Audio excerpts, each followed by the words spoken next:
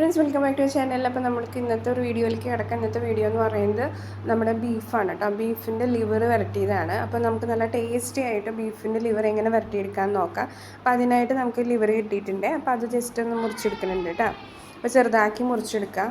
ഹസ്ബൻഡാണ് കേട്ടോ മുറിച്ച് തരുന്നത്. അപ്പോൾ ചെറുതാക്കി പീസാക്കി എടുത്തതിന് ശേഷം നല്ലപോലെ കുറച്ച് വിനീഗറും ഉപ്പും കൂടി ഇട്ടിട്ട് നല്ലപോലെ തിരുമ്പി കഴുകിയതിന് ശേഷം നമുക്കിത് കുക്ക് ചെയ്യാൻ തുടങ്ങാം കേട്ടോ.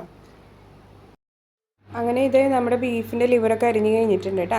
ഇനി നമുക്ക് ഇതൊന്ന് വേവിച്ചെടുക്കാനായിട്ട് നമ്മൾ മസാലക്കൂട്ട് എടുത്തതിൻ്റെ പകുതി ഇട്ടിട്ട് നല്ലപോലെ മിക്സ് ചെയ്തതിന് ശേഷം കുക്കറിൽ ഇട്ടിട്ട് നല്ലപോലെ ഒന്ന് വേവിച്ചെടുക്കുക കേട്ടോ. അപ്പോൾ അതിനായിട്ട് 2 സ്പൂൺ മുളക് പൊടിയാണെങ്കിൽ 1 സ്പൂൺ മുളക് പൊടി ഇതിലിട്ട് കൊടുക്കുക, വേവിക്കുമ്പോൾ ഇടുക. ബാക്കി 1 സ്പൂണ് നമ്മൾ വഴറ്റിയെടുക്കുമ്പോൾ സവാള വഴറ്റുമ്പോൾ ഇട്ട് കൊടുക്കുക കേട്ടോ.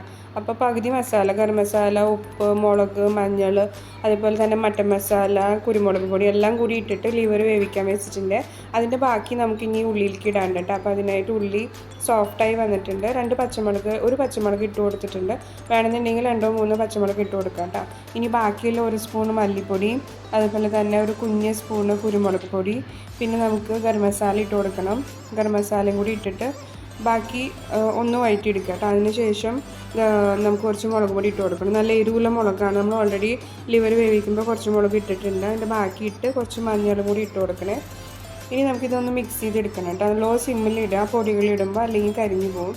ഇത് നല്ലപോലെ മിക്സ് ആവാനും ശരിക്കും മസാലയുടെ ടേസ്റ്റ് കിട്ടാനായിട്ട് നമുക്ക് സിമ്മിലിട്ടിട്ട് വേണം ഇത് ചെയ്യാനായിട്ട്. മുളക് പൊടി ഇട്ട് നല്ലപോലെ ഒന്ന് മിക്സ് ചെയ്തതിന് ശേഷം നമുക്കിത് എണ്ണ തെളിയുന്ന വരെ ഒന്ന് ലോ സിമ്മിലിട്ടിട്ട് വരട്ടിയെടുക്കാം കേട്ടോ.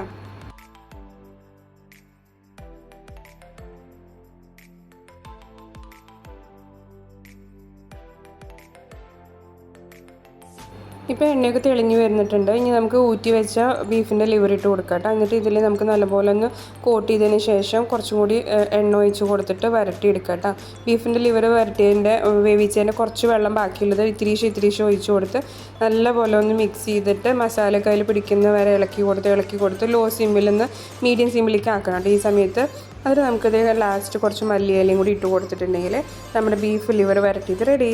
അപ്പോൾ എല്ലാവരും ഒന്ന് ട്രൈ ചെയ്ത് നോക്കാം. Thanks for watching.